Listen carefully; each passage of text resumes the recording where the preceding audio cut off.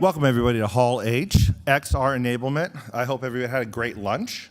I'm Stephen Curtis. I'll be your track chair for the rest of the day. I have a few announcements to read through, things most of you probably already know. Just a reminder, the wrap-up and Best in Show Awards are going to be 3:45 to 4:15 p.m. in the Mission City Hall. If you haven't already, it's your last chance. The Niantic Lounge in the Great American Ballroom in the foyer and the Snap Lounge over in the Mission City foyer, those are still running all day. You have a chance. And as always, if you haven't gotten any social media tags up yet on LinkedIn or Twitter, hashtag AWE 2023. Now, on to the real reason that you came. I'm very happy to introduce Pablo Colapinto, head of Immersive at Nexus Studios, who's going to be moderating a panel on the future of eyewear in practice. Yay. Okay, thank you. There we go. You can clap. Yeah, you guys can come. You can come. Here,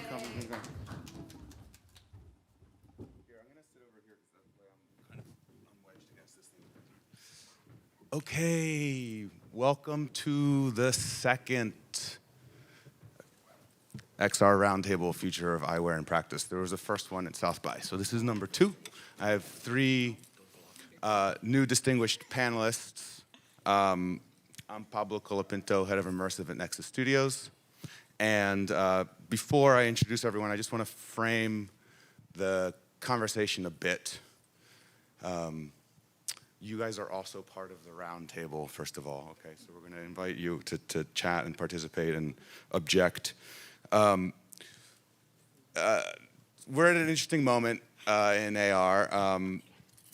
On the hardware side, I've never seen more lenses in the expo hall, right? There's like, I've peered through a lot of them. So hardware's making a lot of progress. The field of view is getting better. And on the software engineering side, we're seeing interesting UX experiments with either using the phone as a controller or a watch to integrate with the glasses as new UX experiments. On the content side, I still think that there's a lot of work to be done. That's what Nexus Studios does, so that's why I'm particularly excited to talk about content that might happen.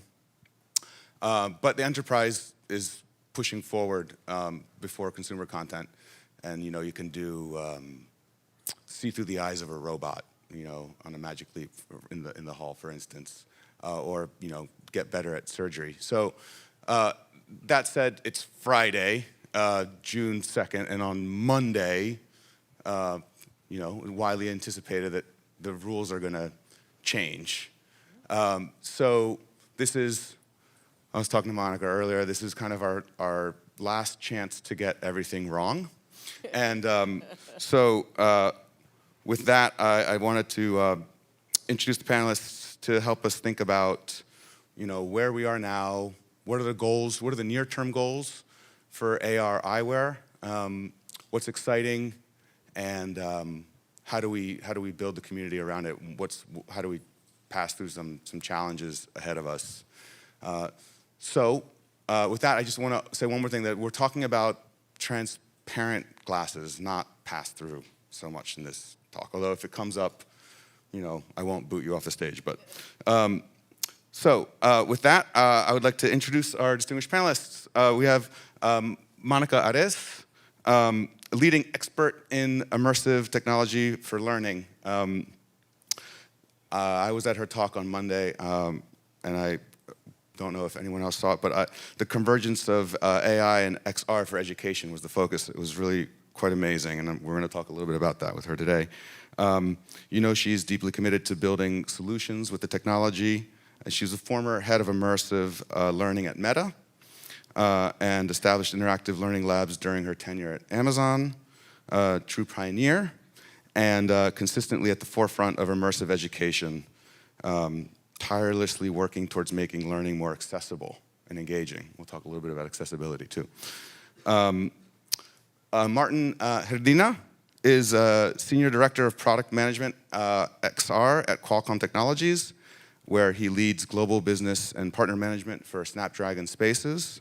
Prior to joining Qualcomm, Martin spent more than a decade as the CEO of Wikitude, an independent AR technology provider acquired by Qualcomm. Leading to it, Martin co-founded and built Fatfugu, a gaming payment system provider acquired by Digital River, and held strategic management positions in Europe and the US with QPass Inc., UCP, and T-Mobile. And finally, Menendez Mendoza leads the XR team at T-Mobile, which evaluates and drives augmented and virtual reality projects, partnerships, and strategy. Prior to T-Mobile, Seti worked in the startup and venture capital space in Latin America, Southeast Asia, and Europe. During a Fulbright scholarship in Mexico, she established and led the Mexico operations of a social impact investor group, deploying over $100 million in social and environmental impact companies. She worked for Rocket Internet, a German internet venture builder with over $4 billion in market capitalization, during which she launched, restructured, and led some of the portfolio companies across Latin America and Southeast Asia. Okay, so we have some heavy hitters here. Welcome, and thank you for joining. The first question that I have for the panelists is just where we kind of are now. What have you seen recently, maybe even yesterday in the expo hall? What is exciting? What is some eyewear projects that you want to make sure everyone here knows about? And I'll open it up to whoever wants to start first. First of all, I want to say that I'm pretty happy and also a little bit surprised by how full the expo floor is this year versus last year and the year before. Of course, there is that big COVID slump, but it's so great to see all the momentum. In general, I don't know if it's me, but it feels like all of the big companies, more of them, are appearing on the floor. Candidly speaking, I wasn't sure if we'd see as much of that, considering the cloud, the economic cloud hanging over everyone, I think we can say, right? So that was pretty encouraging. In terms of hardware that looks promising, I'll sound a little bit cliche, but there's something in each piece of hardware that I think is great, whether it's the optics that they're using or some of the content that they're showing, or hey, maybe this piece of hardware this time around is a little bit lighter than it was 2 years ago or last year when they had the prior version. Even, and I know you said don't mention pass-through VR or VR in general, but so don't kick me off the stage yet. But like even Meta coming back and saying, was it yesterday, the day before yesterday, that they're gonna have a headset out for like $500 or something, is encouraging after the super expensive headset that they launched, was it a year ago?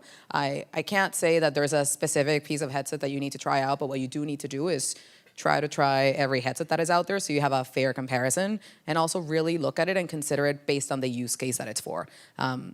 We a lot of times try, and I'll stop talking soon, I promise. When we look at a piece of headset, say for example I'm gonna pick on the Lenovo A3 because it's one that at T-Mobile we've been working a lot with as part of our work on Snapdragon Spaces with Qualcomm.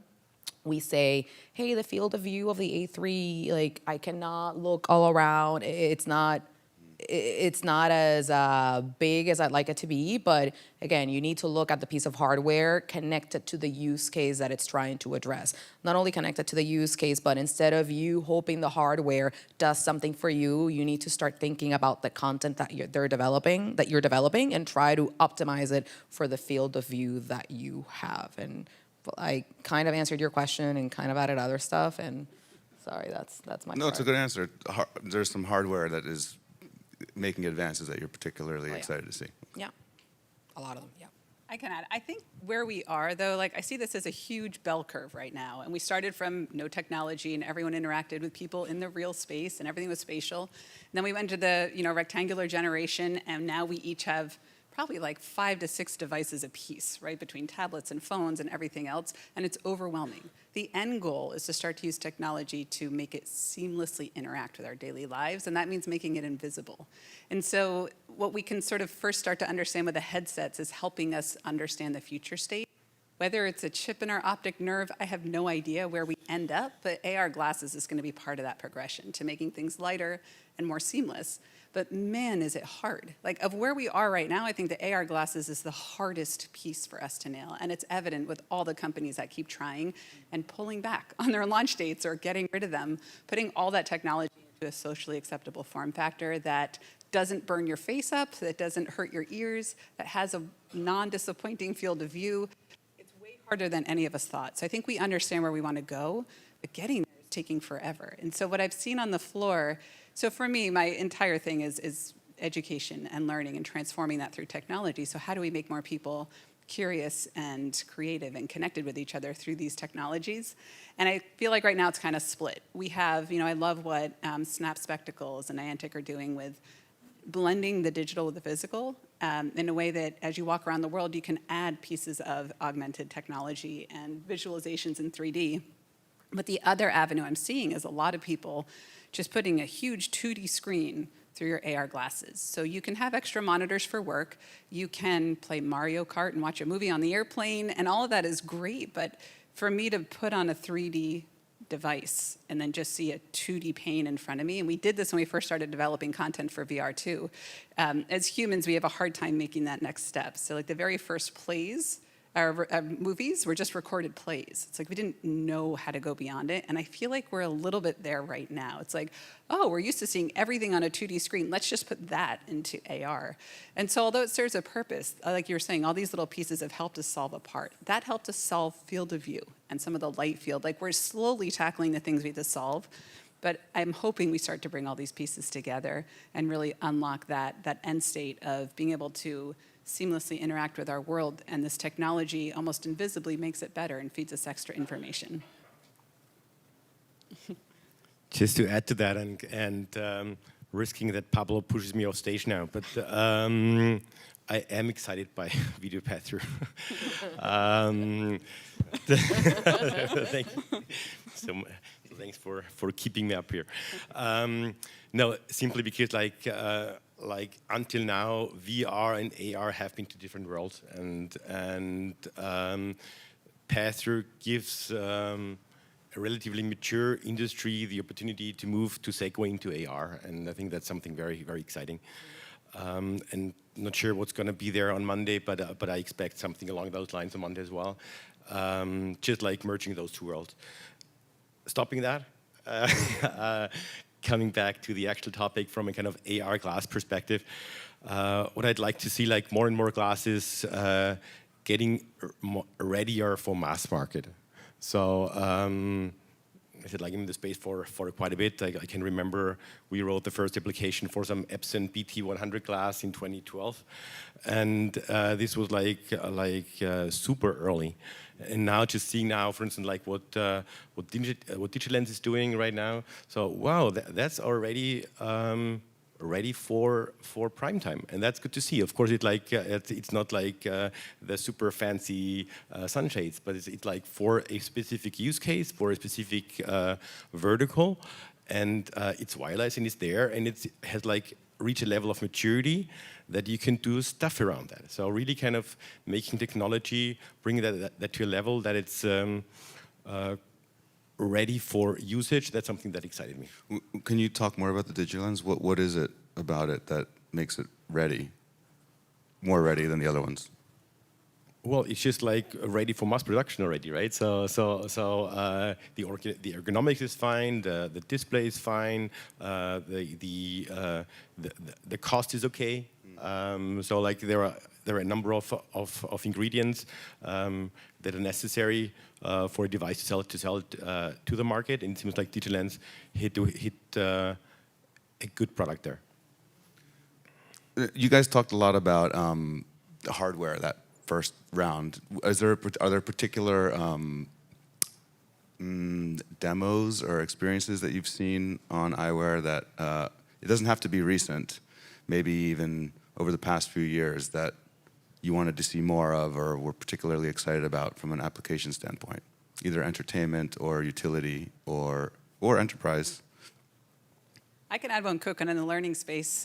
This was probably 5 years ago, but it was the first time that I really put the pieces together of we have a whole new way to address accessibility. And this is work done out of Harvard where they were using the glasses to read someone's facial expressions and delivering back very quietly what that person might be feeling so that autistic learners could feel a little bit more secure in understanding who they're talking to. So oftentimes they have a hard time understanding what emotions people are feeling, and that can be make communication difficult. And so from there, I've been starting to kind of find other companies that are helping with students who, any kind of audio or visual impairment, that glasses, because it addresses both of those senses, is able to help. So if you're colorblind, we can make sure that we can overlay the correction that you need. Dyslexic text, we can now overlay that.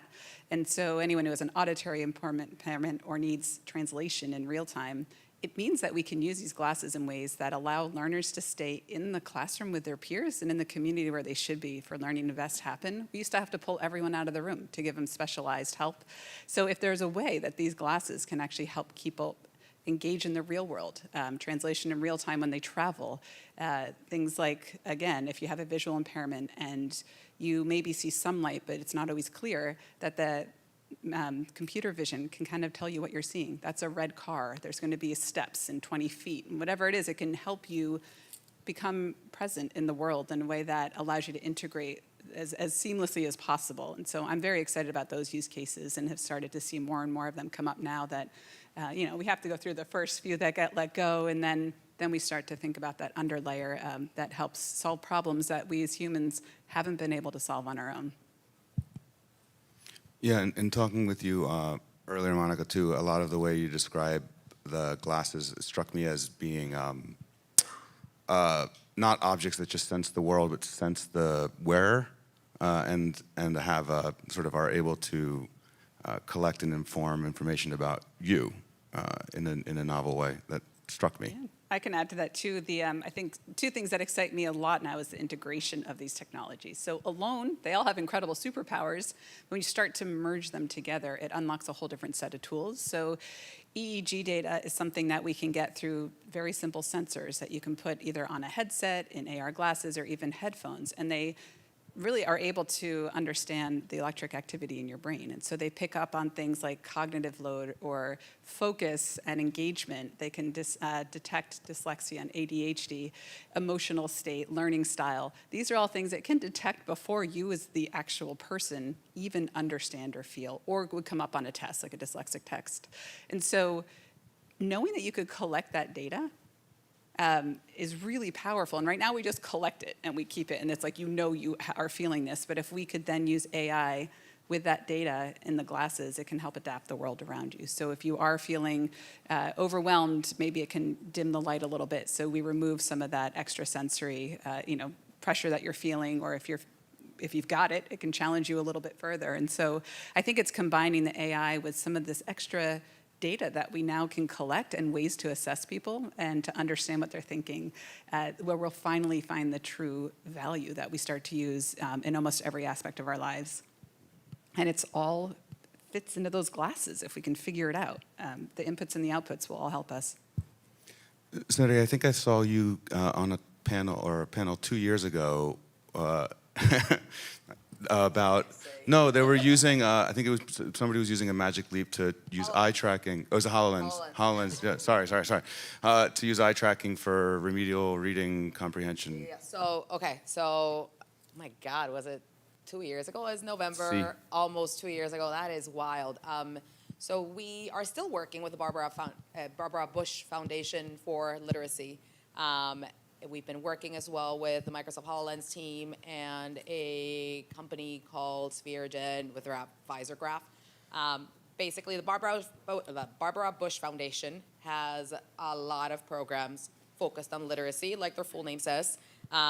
They work with different communities across the country. They have programs in which they pair up students from different parts of town and help them advance reading and a bunch of other stuff. So anyways, the application that we were working with, they were using the HoloLens eye tracking technology. And if you try on the experience, you'd see how it would have you read a passage and it would see what words you would skip and then have you answer questions, and then you'd have to go back and try to gauge like at what level you were at. Right now, we're still working with them on this, but we're working on evaluating adult literacy levels. And if you're familiar, and I'm not a former educator or have any formal education experience beyond sitting in a classroom and being a student, but my colleagues at T-Mobile that are former educators would tell me that in the past, like one of them was doing Teach for America at a school in the Bronx, and he had to assess levels in children. It was a very manual and tedious process that would take long for him to complete. And this allows educators to scale up and help their students a little bit better and actually track performance. So that's definitely a very compelling use case. And when you were talking now, I was just like, yes, please keep singing to me. It's just, yeah. Yeah, my highlights go in a similar direction actually. So, as I said, we did smartphone AR for so long, and I kept questioning myself, like at least once a week or so why am I doing that, right? What's the key benefit for that? What's the kind of does it leave any footprint, right? And it's very nice, kind of holding your smartphone to the Jack Daniels bottle and seeing something jump out, and they paid us quite some money for that, which is good as a startup. But is it something that actually has any value or like sustainable value, right? And that's something where eyewear is different, or like can be different. And just a little example of a company I really I like a lot is a little company from the UK called X-Ray Glass. They don't do much. But they use an AR device to record voice to, on one hand, real-time translation, which I think is a fascinating use case. On the other hand, working with hearing-impaired persons and allowing them to hear in real time, right, in a kind of text-to-speech mode. And this is nothing fancy, but it creates a tremendous value for the user, something only an AR glass can achieve. And that's something very exciting to me, that kind of now I'm able to work in a space where I can really make a difference and leave a footprint. And that's my highlight in here. I love that too, because I think we have inside figured out with like head-mounted devices and all the XR technology, and you can connect it all, but going out in the real world and having value with this technology is still fairly challenging. And so I love that idea of like with, transparent lenses and what can we actually achieve as we're walking around. And for me, it's always like seeing the invisible, right? If you're walking through a forest and you're curious about photosynthesis, can it magically show you what's happening and where we couldn't otherwise do that? But really understanding how we can make the world around us speak to us differently and travel back in time for historic moments or understand places where we're not familiar with in a way that helps us feel comfortable. I think all of those opportunities are now, we can unlock them through these glasses in a way that we couldn't before. If you don't mind me chiming into what you both alluded to. So these location-based location-based experiences, for example, translation when you're traveling, or basic arrows helping you navigate, all these things that we take for granted that we most of the time have access to our smartphone. Hinting to what you talked about during the first question, blending it with what's on your face to the point that you don't even sense the technology that you're currently using. Some of those very basic use cases are pretty exciting, and I think are going to be key to pushing this wherever it needs to go. That's a good segue to question 3, which is near-term goals. Sort of an open question. I guess it's more about like the category of goals that you're even trying to achieve in the next year. As some examples, right? How are you either personally or in your business practice trying to push forward eyewear, or not push it forward? Maybe your goal is to say we have to wait a bit, or is there adoption strategies that you're trying to implement with certain types of partners or certain verticals, or is there UX issues that you want to work out? Like, what are you trying to do before the next AWE? So making one step back there, and I think there is no single answer, because the way we see the market from a Qualcomm standpoint, we split that into 4 quadrants, like AR, VR, consumer, enterprise. I'm not a huge fan of that in a way. I believe it's like too strict and lines are blurring and stuff like that. But still, it helps us a lot to kind of categorize devices, to categorize partners. And every of those quadrants has have different characteristics, different level of maturity, different user group. And based on that, we need to define a tailored strategy, and that's key for us. And like consumer VR is pretty much a mature market, and there's not too much we need to do on that. On the other side, on the kind of consumer AR, this is super early. There is no real device out there. So here we need to invest a lot in inspirational use cases. So you might have seen that in the keynote, but we actually worked a lot with like Trigger and Kitsch to build like a cooking experience. Not that we expect that to be out to the end customer anytime soon, but we like the use case. So that's why we proactively invested in that to inspire the market. And that's why every of those quadrants has different characteristics we need to respond to, and goal for the next 12 months is exactly executing on those tailored strategies and really focusing on engagement with partners, engagement on exciting use cases for the respective verticals and segments, and getting usage up and inspiring the industry as a whole. So in our case, it's continuation of what we've been doing. So we work, of course, we're a connectivity provider, right? Duh, in case anyone doesn't know what T-Mobile does. We, just like everyone is, we're hoping that there's going to be an AR device that will allow for more consumer-centric experiences. Some of the enterprise experiences are out there already. So in terms of the consumer side of the house, we're trying to highlight use cases that we think might drive adoption and, quite frankly, keep learning. So consumer use cases that might drive adoption, for example, gaming. I was speaking on a panel earlier with Luisa, who's in the audience, on gaming, as well as Alex, the CTO of Studios, right? Trying to understand, okay, what type of gaming experience would be appealing on a head-worn device. We've worked with companies like Beam and the T-Mobile Accelerator with the Qualcomm group as well, where we've supported Beam to bring their holograms onto the augmented reality glasses. Again, taking bits and pieces of experiences that you currently can do on a phone. Like normally you can't have a hologram on your phone, but you can talk with someone, right? But bringing it to glasses. So again, highlighting those consumer-centric experiences. Then we are also, of course, looking at the enterprise side of the house, because that's a huge customer pool. And AWE panel last year, my dear friend Monica was on stage with me and our other friend Steve Grubbs, and we were talking about education use cases. And this year, for example, a big focus for us on some of the enterprise use cases we are looking into involve bringing augmented reality to university campuses and enhancing the learning experience, the education experience, by being able to have a biology lab in front of you where you can collaborate with your classmate like around a table, or learn about the Luxor Temple or some other very important part of the world without having to leave your campus. And doing it this time with augmented reality glasses versus the virtual reality headsets, where we've seen this happen a lot. But I think a very interesting use case that we've been pushing for the last few years has been B2B2C use cases outside of the education space.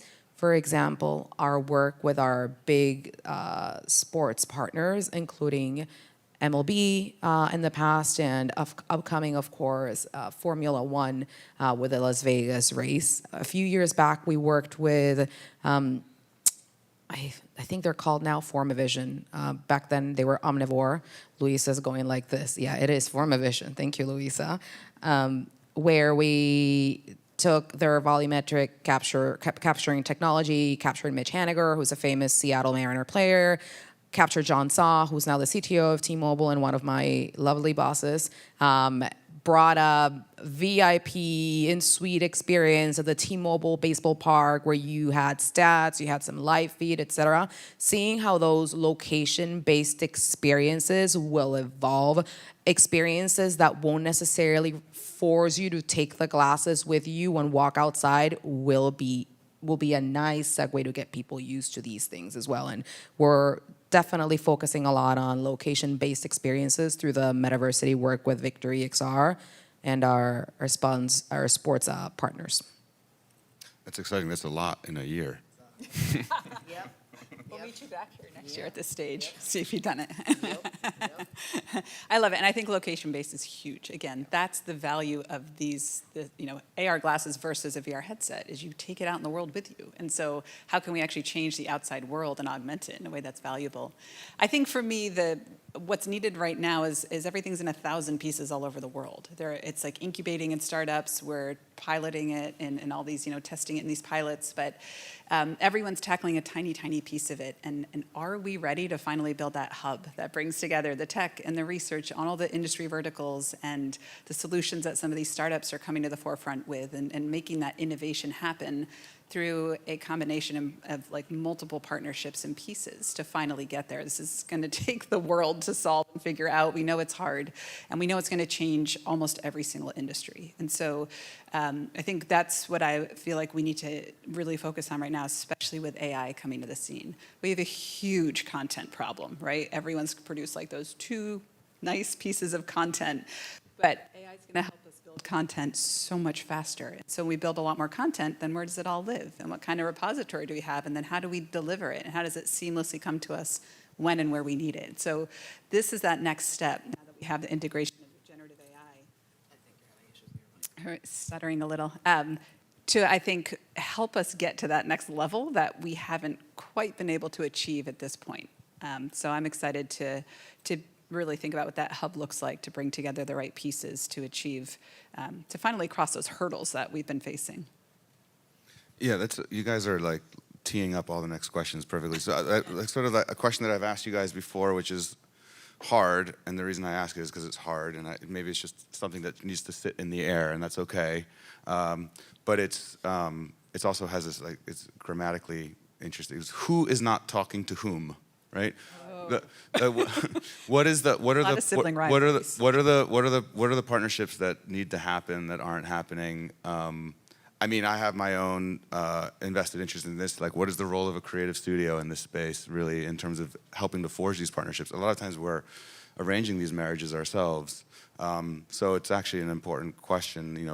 Is it entertainment partners, the studios working more with telcos, or what is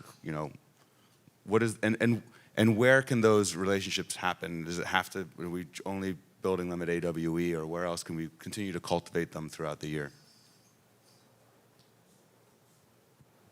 I think for me, it's whichever relationships allow innovation to happen. There's so many places where it's been over-structuralized. It's like they're really good at one thing, and it can be hard to turn the aircraft carrier, right? And so I think finding those little sparks that together create like the lightning bolt is sort of where we need to think at, because everything is going to change. Every industry, every company, a whole lot is coming at us very quickly. And so those that can bring together those pieces in a very strategic way, I think, are the ones who are going to actually be able to propel forward faster than just on their own. There's not one right now. I don't even see like just 2 people in a partnership necessarily forging forward in a way that we need in this particular moment of innovation.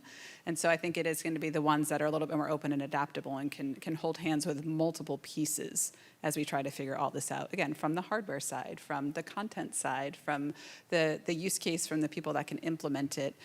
In my world, I always think universities are a great spot to start because they have a little bit more flexibility. They have a whole bunch of students and innovation and corporate partners and tech partners. And then if we get it right there as an incubation space, it becomes a tool in people's toolboxes moving forward for the future of work, and then kind of starts to go down to the K-12 space as well. So figuring out a good place to start where we can make sure we get it right and we're responsible with it, and then figuring out the pathways from there. But I don't have the exact names because that would be dangerous, but I definitely think it's that really thinking through what some of the the smaller pieces that can actually fit together well and make a much greater sum than just their parts in a way that benefits everybody. I don't, well, it's okay, we'll flip, thank you. No, I've got my opinions. I am not necessarily gonna mention who should be working together and who's not, but I will definitely say, and I promise they are not paying me to say this, that Qualcomm has been working pretty hard to get everyone to work together. They're bringing content developers, they're looking for partners that are interested in specific solutions so we can go and deploy it there. Or if they're not going to them directly, they're going to people like T-Mobile or some of the developers that might already have those relationships. They're obviously working with the hardware manufacturers, they're working with the operators, and they're making us all sit together in a room and talk to each other, right? So just kudos to Qualcomm for trying to connect everyone. And I don't remember when the announcement was, but Qualcomm, the announcement that came out on Qualcomm working with Google and Samsung as well, which is three very, very interesting players. I think there have been announcements in the past of Qualcomm with Pico, Qualcomm with Meta. Qualcomm is absolutely everywhere. And I think if everyone starts focusing on how to drive the ecosystem instead of focusing on being the first to have the best thing, if you're okay with being second, but second in a larger pie, this might move a little bit faster. I gave T-Mobile kudos here as well, not just Qualcomm. That's a great answer. So very hard to top that, actually. So I really appreciate the flowers. No, for me, the biggest thing is around content. So to me, it's all about content, right? And when you, again, to my little quadrants, when you think about enterprise, it's all about having the large enterprise software players join the game. How can they kind of programmatically bring 3D data from all of their kind of software pieces into XR? So because many exciting projects, initiatives have been stopped just because content production has been too expensive, has been too cumbersome. So that's why, like I said, on the enterprise level, to me, the partnerships with the large CAD and 3D and enterprise software companies are crucial. And on the consumer side, it's like the kind of triangle of the content producers, the content owners, and the application providers. It's great to have a fantastic 3D streaming app, but if you don't have the rights for that, and if you don't have the facility to produce all that, right? So you'll never have the right experience. And that's why, to me, content in both of those kind of segments is keys for success. Awesome. Thank you, guys. I'm going to open it up for Q&A because we have 15 minutes. If not, I'll just keep asking questions, so don't worry about it. But if there are questions in the audience, raise your hand and I'll come to you with the microphone. Okay, so in the meantime, just... Something cool with AR in the audience. What's that? Yeah, what did you say? Who's doing something really groundbreaking with AR? Anyone in the audience doing something just very groundbreaking and cool with AR? It'd be fun to hear those stories too. Okay. How many people here use AR glasses regularly? Damn, regularly. How many people wish that they used AR glasses regularly? Okay, so we have an audience. Depends on how they look. Depends on how they work. Right. Yeah. Yep. So, it's fascinating that we're here in AWE, and one thing that still hasn't happened is people are not walking around with AR glasses, Exactly. right? So, when is that going to happen? What do you guys think about, and what needs to happen for that to happen? Franz, I'm sure you have a theory on when that will happen. It might not pick up in the video if you don't. I just realized. Can you ask it again? So the question is, here we are in AWE, and we talk about who's using AR glasses, but nobody in AWE is walking around with AR glasses. So I'm curious to hear the panelists say what needs to happen for what year is it going to be that we're all going to be walking around with our glasses? Yeah, and I feel like right now, of everyone here, probably Snap Spectacles is the one that like has a reason to put them on and look around and see things. There's a couple companies also putting. I saw a demo that you walk through the hall and it like just shows where the different booths are. Yeah, so it's like they're little bits of information you can overlay. But I think the problem is if any of us were to wear AR glasses all day, like what information would they give us back, right? And I think they're curated single use cases of content still. You go through them, they're fun, they're exciting, but it's like the wow factor lasts for 2 seconds, right? And so it needs to be something that as we walk through our day, again, AI can help sense what we need. Are we hungry? It can help find us the restaurants as we collect and have conversations. It can synthesize it and then play it back to us when we need it. When we need a break, it tells us and it feeds us whatever that is. Caitlin Krause gave such a great talk yesterday about well-being in the workplace and how this technology can help. But even just looking up at a tree can help sort of center you when you're overwhelmed. Your AR glasses could remind you and do that when it realizes that you need it. But right now, I just don't know what we would use beyond one quick demo. And so I think the end goal, like you're saying, it's content. We just really have to figure out how to make the content relevant to our daily lives in a way that we want to keep them on long enough. So looking backwards, I have been to an AWE, I think it was like 14 or 15, where quite a few people ran around with Google Glass. And this wasn't too appreciated.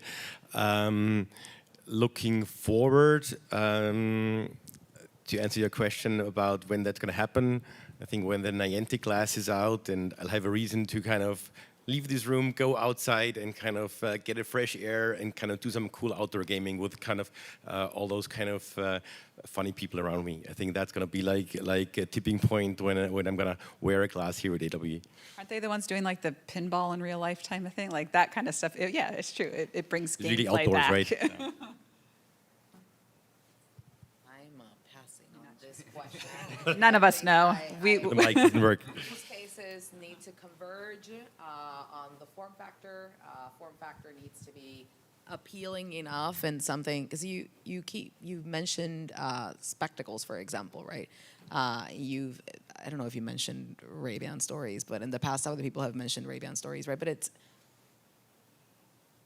we all need to be okay with the glasses not giving us a magic leap level of experience when we want something to be super mobile. And the content needs to be there for your basic daily usage. And of course, right, the form factor has to be there, right? Your glasses need to look nice.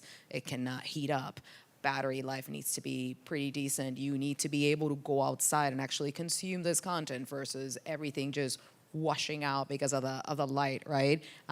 Sure, gaming is cool. I'd love to play outside with my Niantic glasses, but I have to disagree with you, at least in my personal opinion. You won't catch me outside just playing with glasses, looking for something else. At least that won't be the only reason I'd wear it. I need a little bit more for me to be able to go outside with glasses and play around. Like translation, for example. I travel a lot. That definitely rings a bell for me. And wayfinding, because I am terrible at directions. Yeah. But also, it has to be better than taking your phone out. Like I don't even know what the number is, but how many times do we all take our phone out and look at it? It's a terrible experience. You're hunched over. It's a small, like none of us like it, but we're so accustomed to it. It'd be so freeing to never have to reach our hand into our pocket and pull out our phone, but it's all there and we can stay upright and connected. But for now, it has to look better. It has to work better. If you're searching for it and it's awful user experience and you can't get to where it needs to go, then we're not going to prioritize that over our phone either, which is hard. Of course. And on the gaming side, there are a lot of people that will probably go and play outside and buy the glasses for that. That's more of a personal opinion in my case. But yeah, just caveat there. The phone one is interesting because like it's still your most intimate companion, right? Like you have a private, personal relationship with it. I don't know how that gets mapped to eyewear directly. Now your companion whispers into your It whispers into your ear. Okay, that sounds nice, actually. But it's true. That's the value of adding AI into our glasses experience. Is you always have a companion. Like whenever you're curious about something, whenever you're unsure about something, whether you need something to be synthesized, you'll have all of that just right in an audio format within your ear. So that opens up a lot too, but not quite there. Yeah, after your talk, I definitely want EEG on my glasses. I'll just take that. I don't even need to see anything. Yep. Oh.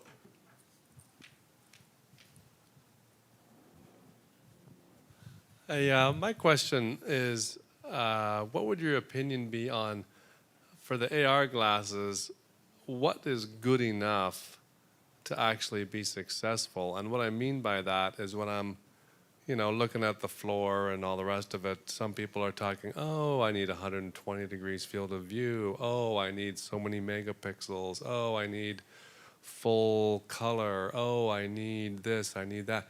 Like, a lot of things are just good enough. And so I'm thinking like what is that threshold for you guys? Well, I think it's a very obvious answer, I guess. So it totally depends on the use case, right? Ray-Ban Stories has been sold quite a bit, right? And it's like a very simple glass with a camera and a sharing function, and for that that particular purpose, it's good enough, right? And it's being sold and being used by the end user. When you think about a 3D immersive experience, then of course it needs to do more. You need to have like more processing, and needs to have like longer battery life and more and better field of view and more fidelity. So. Yeah, to me, it just depends on the use case, and to that on the user profile, on the user persona, on the user's budget. So what does it help me? Like it's great to have like a 4K device out there that can do so much, but who can afford that? For what purpose? Where does it really kind of create a positive, either like personal or company business case for that?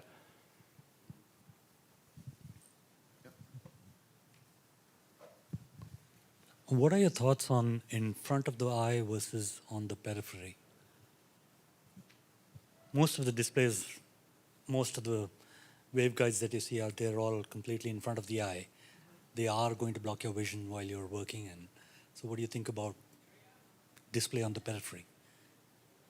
Here? So Again, On the periphery of the eye, sorry. Yeah. Honestly, again, and I'm gonna sound like a broken record, but it's not one versus the other. It again depends on the use case, right? Because if you are someone that's on a tower trying to fix something, and you are looking for some steps that you're trying to follow, like something on the periphery might be better than just something blocking your vision, right? If you are walking outside in the street and you are like Martin is playing games outside, he still needs to make sure that he doesn't fall in a manhole or something, right?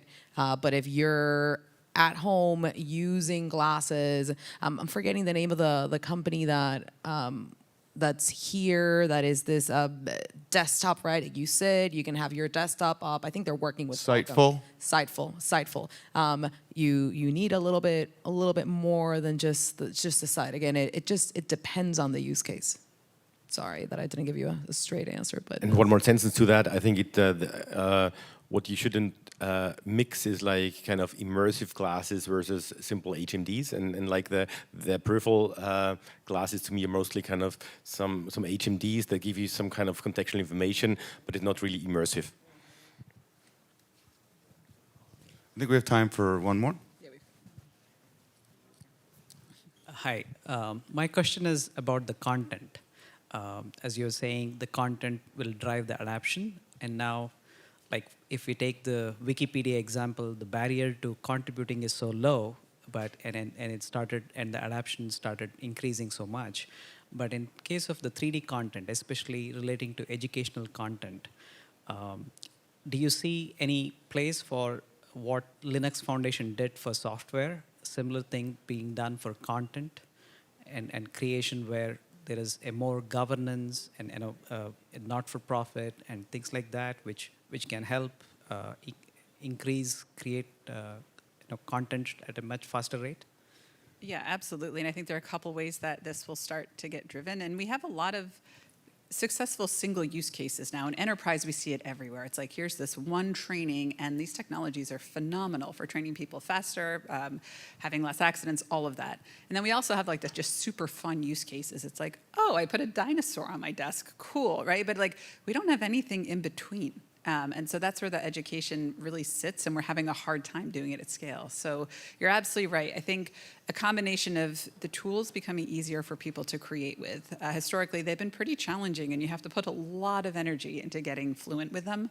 So as that starts to evolve, more and more people will be able to create in 3D what they're thinking, and that's been a blocker. So even Blockade Labs coming to the scene and suddenly being able to just like speak worlds into existence or use text to create some of those 360 experiences leads us to believing, oh, now these are all going to start to get a little bit easier, a little bit better for us to do that. And I also think the integration of AI, depending on what it is we need, if we can start to leverage some of that to make more of the content. And again, we've had a very high bar in a lot of places. It's like, we're only going to have a few pieces of content. They take millions of dollars to create and 18 months. So let's make them like AAA content. And as we start to do more content, like you said, more for the masses, more on like that entry level, I think our expectations will be, does it work? Does it serve its purpose? Is it helping me get value out of it? Versus is it like, you know, only 5 pieces of content and they all have to have a super high bar of fidelity? So I think it's going to be chaotic for a little bit as we figure out where all of this lands. But if we don't figure out the content problem, as you said too, it doesn't matter how good the device is, we're not going to push anything forward.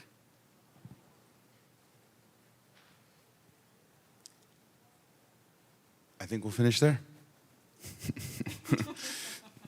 Thanks, everyone. Please give a round of applause to our panelists.